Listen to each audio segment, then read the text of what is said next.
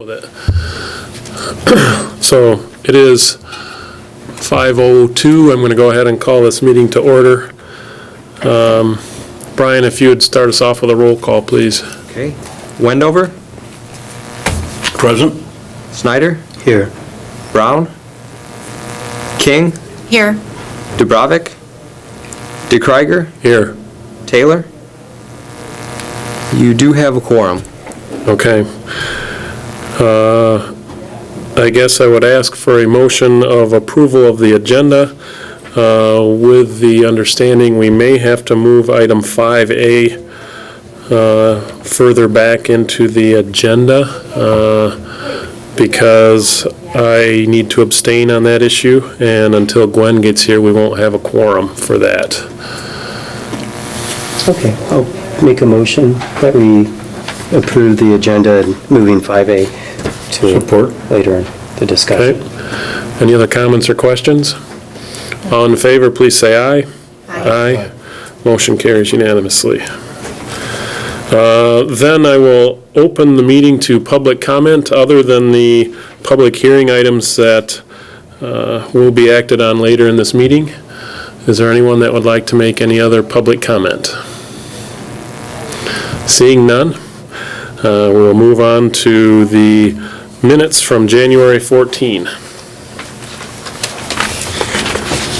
Has everyone had an opportunity to review those minutes? I have. I'll make a motion that we approve these minutes as written. Do I have a second? Support. Any comments, corrections, or other items on the minutes? No. Hearing none, all in favor of approving the minutes as written, please say aye. Aye. Again, motion carries unanimously. Well then, since we are to public hearings, what I would like to do is go ahead and open the public hearing for 5B, which is the construction activity application for the AT&T Mobility at 111 South Simons. If you could go ahead and... Yes, Michael Snyder for AT&T Mobility. This is our application for construction activity application for the 111 South Simon Street property. Basically, the short story is we're adding 4G services to this site. AT&T is in the process of adding their 4G services in all of northern Michigan. This is the site that services downtown Cadillac. The site is depicted on the plans and the drawings that are submitted with the application. And right now, AT&T has 2G and 3G services with the 6 existing antennas that are on that rooftop. The proposal is to add 3 new antennas, 1 on each of the faces. They're depicted in the photo simulations. We've got the existing southerly view showing, and there are other antennas other than AT&T's. AT&T has 2 on that face. The proposed southerly shows the 1 additional antenna. The same with the easterly view on the bottom of page 1 and the westerly view on the top of page 2. I've included, in addition to the street level views, the close-up views on pages 3 and 4. As you can see, the existing antennas are all painted to match the penthouse structure, which is a yellowish color. The new antennas will also be painted to match.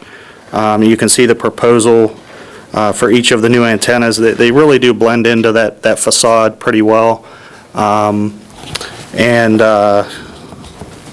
We don't anticipate any real visual impact with these new antennas once they're mounted and painted from the street level. They're not increasing the height of this structure. They're below the top of the penthouse, so they're not impacting the roof line at all. All the equipment is inside the building. Nothing will be outside other than the antennas and the remote radio heads, which are little boxes that power the 4G. I've included the full set of plans in case you wanted to see them, but I think really what is more interesting to this hearing is the photo simulations of what it looks like now and what it will look like afterwards. This is a property that's owned by the Senior Commission. We do have a lease with them, with AT&T. We're paying additional rent for the new antennas, so that is extra money going to the Housing Commission. Judy Myers is here in attendance in case you have any questions for her. I have included in the package a letter from our RF engineer, radio frequency engineer from AT&T. If we could provide the 4G services with the existing antennas, we would. Unfortunately, we can't. We need the 3 new antennas to provide the new services, and that's documented in the letter from Mr. Hussain.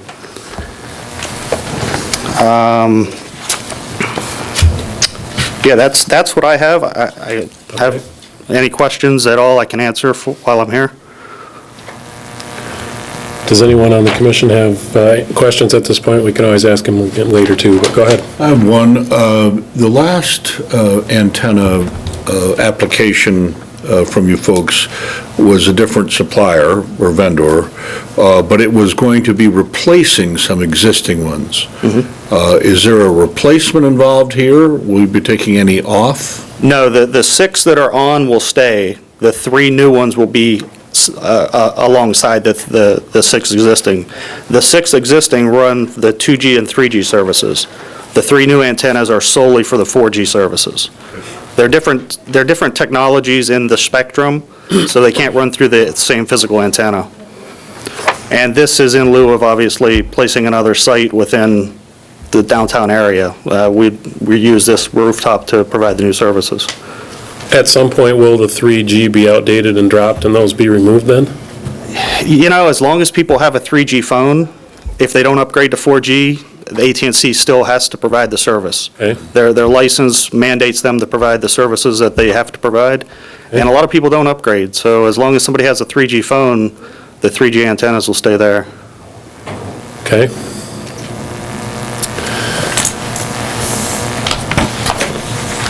I don't think we have any immediate questions right now. Again, we may, as we go on. Again, I believe this is a public hearing, so I need to give the opportunity if there is anyone that would like to, first of all, speak on, in support of this. I would ask them to step forward at this time. Seeing that the only people in the audience are affected by other items on the agenda, I see there are none. I need to give the opportunity for anyone that is opposed to it to also speak up. All right, seeing none on that either. I will close the public hearing at this point and open it to discussion on the commission. Do we have any thoughts, comments, or questions that we want to kick around? Because they're not projecting above the existing and they blend in, I don't see a problem with it, so that's just Okay. how I feel. I don't either. I mean, it's a non-contributing structure. Right, Yep, nor do I. so can we get a motion? Sure. Let's make a motion that we approve AT&T to put those new 4G antennas on, as shown in the diagrams. Okay. Any other questions, comments, discussion? All right then, all in favor, please say aye. Aye. Aye. Motion carries Or did unanimously. the second come from Gwen? Yes. Okay. Thank you very much. Thank you. Thank you. That being completed, we will then move back to, if I can find my agenda, item 5A. Seem to have buried my agenda. Here we go. And I will open the public hearing for construction activity application by Robert T. Cole, also at 111 South Simon Street. And Mr. Cole, if you would present what you've got, I'd appreciate it. What we're looking at doing, I've been hired by Judy at the Housing Commission to enclose one of the, just a portion of one of the carports it's on the east side. And there's nothing anybody's gonna see from anywhere around. It's all pretty well sealed. And it's just for holding their lawnmowers and some of their tools that they use in that area. Everything, like I say, will be enclosed. Do you have any drawings up of that, or Just did you scan that or not? I think they are in our packet. Yes. Okay. So really, we're going to install a couple of walls inside the existing carport for security purposes, just to hold, like I say, lawnmower and whatever tools they have. So, are there any questions that any of you have? No, I'm just correct in understanding then how the photos look and how this looks now is how it would look after the Correct. proposed project was Yeah. done. You will see no difference from the exterior. Okay? Okay? And again, since there is no one in the audience other than the applicants, I don't see any need to go into requests for people in support or in opposition to this. So with that, I will close the public hearing, and I will reiterate that I cannot comment or act on this as we had involvement with the documents that were prepared. So I will open it to the commission to discuss their thoughts on the project. Well, their actions are not going to affect anything from a visual impact perspective, so that's our general interest in construction in the historic district, so it's already there. Right, Yeah. right. And all the doors kind of face in towards the building anyway, so we just see the outside walls, basically. Okay. I'm fine. You want to make a motion? Sure. I'll make a motion, we accept the carport. Is it an addition or changes? So just changes. Adding doors. Changes to the east end, but the door location Facade, change in the yeah. new garage. I support that. Thank you. Any other discussion, any other comment? Hearing none, all in favor, please say aye. Aye. Motion carries with one abstention. Thank you for your time. Thank you for both things. No problem.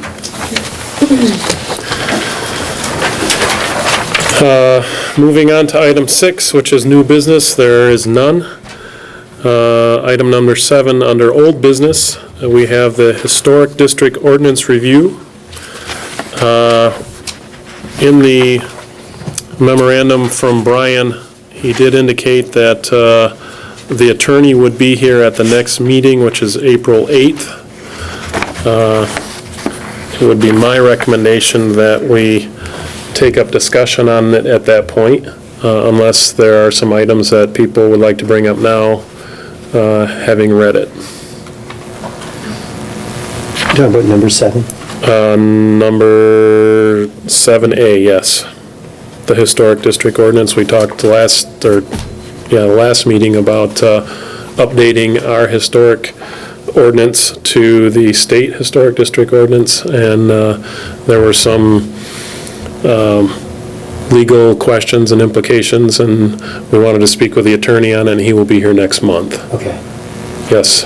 May I suggest that we make sure that the city council and the administration are aware that we're doing that at that meeting? Okay. Since our action on it is purely advisory and the council itself must act Right. to make any changes, if they have any concerns or if the public has any concerns, since we're changing the whole, or suggesting changing the whole ordinance, I think it would be good if we could publicize that. Okay. Certainly invite the council, and I don't know about, maybe it would be wise to put a notice in the paper, because it's the preliminary steps to changing an ordinance. Yeah, no, I would agree. Is that an invitation that, Brian, that you as staff can make them aware of? Yeah, we can do that. Okay. Yeah, the more people know, the better, because people are all touchy in the historic Right. neighborhoods about whether or not to implement a historic district to begin with, so I would certainly want them feeling like what they, voted, yes, I want to be part of the district, that's still represented in the new version. Very well. Yeah. Brian, if you would enact that for us, I'd appreciate it. Are we in agreement then to otherwise table that item until next month? Yes. Yes. Brian, do we need to vote to table something, or do we simply table it? I don't think so. Okay. Then also the Cobbs and Mitchell building. Brian, could you give us an update on where that stands also? Sure. We did extend an invitation to Mr. Al Meshkin of Mission Lake Corporation as the HDC directed at your January meeting, inviting him to attend the April 8th HDC meeting. He did accept that invitation and indicated that he would be here on April 8th. Okay. Yeah, are there any items on that we'd like to discuss as a commission before he gets here? Or, I have questions, because I'm seeing basically a warranty deed, but I'm not seeing any of the, other than saying, yes, by all means, meet all the standards for SHPO's guidelines for how you would restore this property, but I distinctly remember there being a 5-year window. There were stipulations, at least that's how it was so presented years back to the public, that there were stipulations to be met and that they had a 5-year window to do these things, which now I'm seeing, oh, okay, that was, whatever, so it's been, where'd the date go? it was April 2010. 3 yeah. years ago, and in reading through this, there's nothing wrong with this warranty deed. It's saying, of course, as long as they own it, that you need to, standards for treatment of historic properties needs to be followed, obviously. But, and you're gonna assume all the costs, rehab in accordance with the secretary standards, blah, blah, blah, all these sorts of things.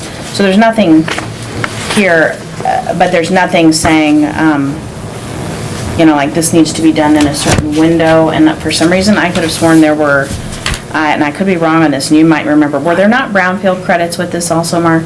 I don't remember that, but I also thought that there was a window, or that they had to own it. And to me, it would only make sense because of the situation of this building. Yeah, You just don't yeah. sell a building for $1 and let somebody, Right. Because, as it is, it's not like not that I'm trying to paint this into a corner to say this person is not meeting their obligations of how they should or shouldn't care for this building. You know what I mean? It's not, it has been improved to a point, but then it stopped, and a lot has not been done. And so, from the time frame perspective, I find it very difficult to believe this would be the only document having anything to do with this. That was part of my original questions. I had heard in discussions with, that there was a reverting clause. Of course, I'm new to town, so I wasn't here during that.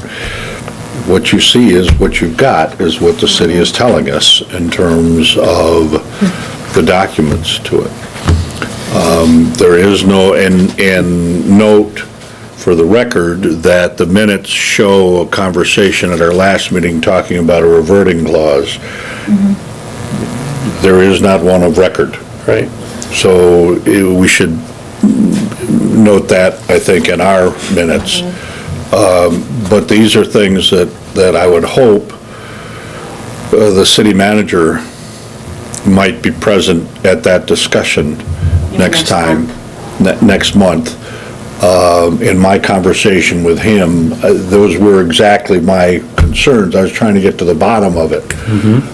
But this is what you've got.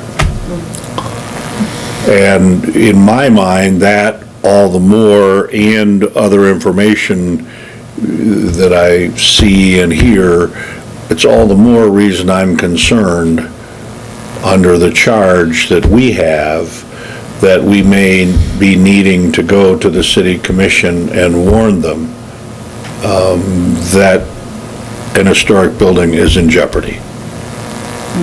And unless they have something new to present or some new ideas, it would seem to me that the clock is very quickly ticking. Because I do remember a time limit, and I do remember there being grant money discussed and a couple of specific grant programs mentioned. Now, off the top of my head, maybe I'm remembering brownfield for the chemical bank project, but I could have sworn there was a brownfield for this building structure as well. And there should be, because it is an obsolete building, so it should fully fit under brownfield requirements. We have copies of some of those grant documents, or I got some of them. Yes. But it isn't a part of the ownership question. It's simply a part of, do those grants expire at the end of this time? And my reading and my understanding, I'm sorry that our chair is not here, but I think she would affirm that indeed those grants expire if they're not acted upon in that time period. I don't know how that works as far as whether that clock starts upon change of ownership. I don't know how that works. For a brownfield, I don't know that it does.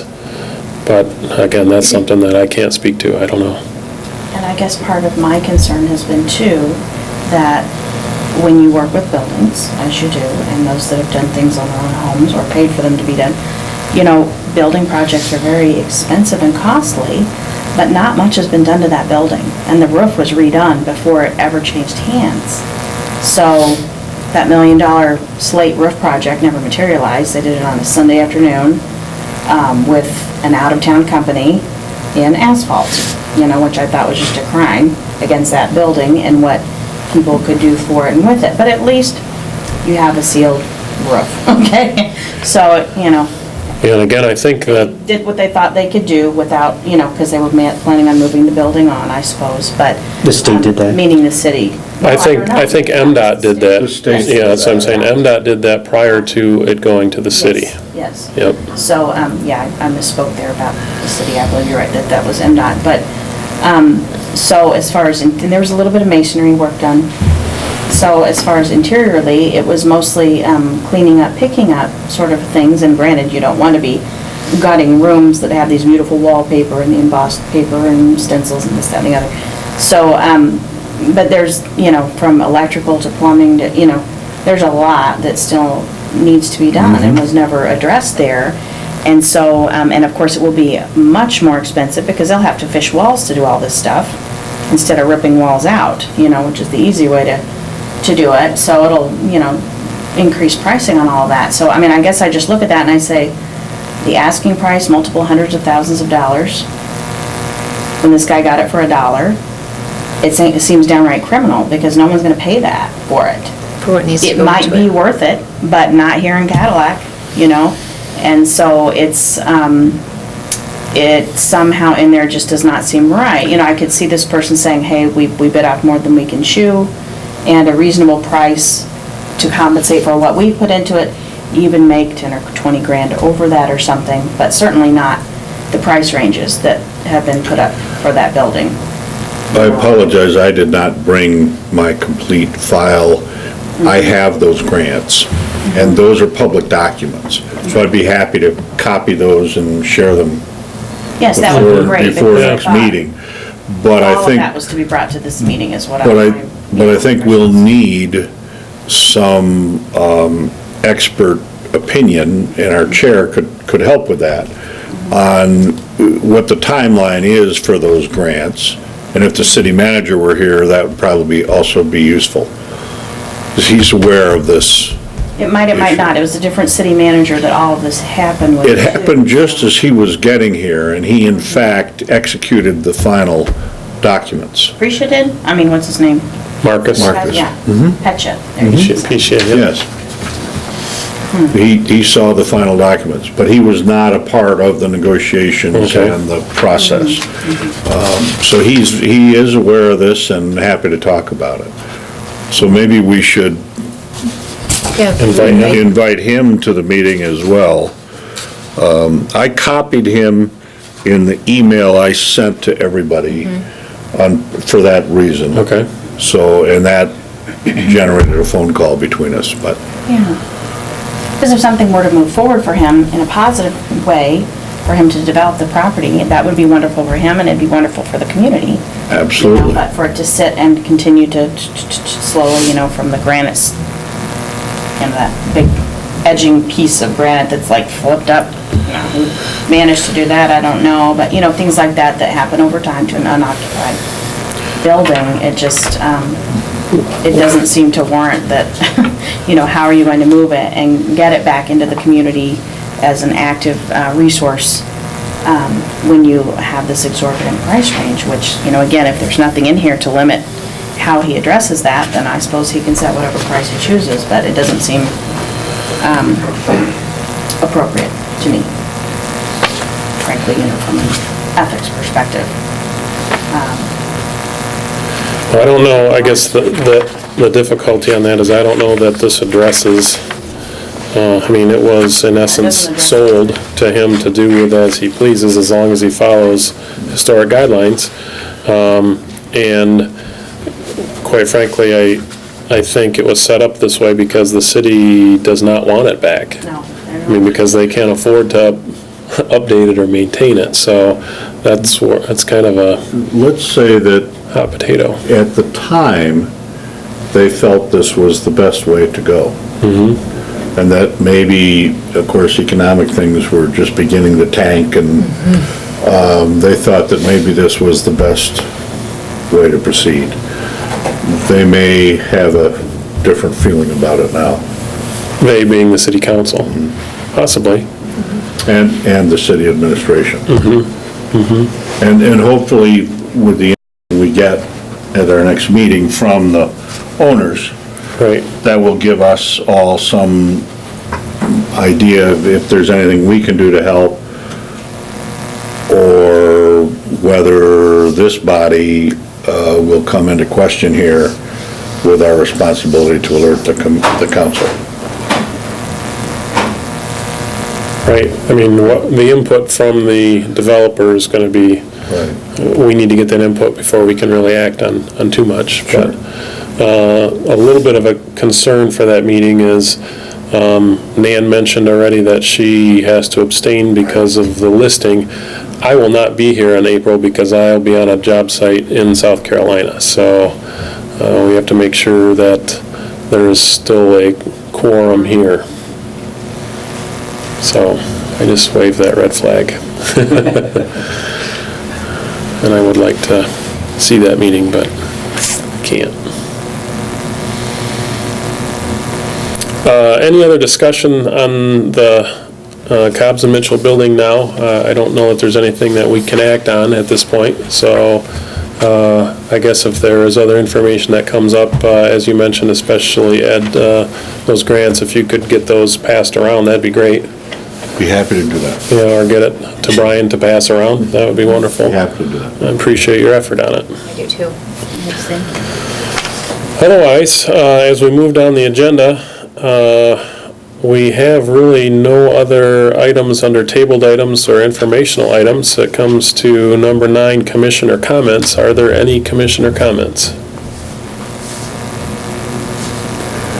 Hearing none, we'll move on to public comments, and since there is no public comment, I would ask for a motion to adjourn. I will motion that we adjourn. A second. All in favor, please say aye. Aye. Aye. Motion carries unanimously.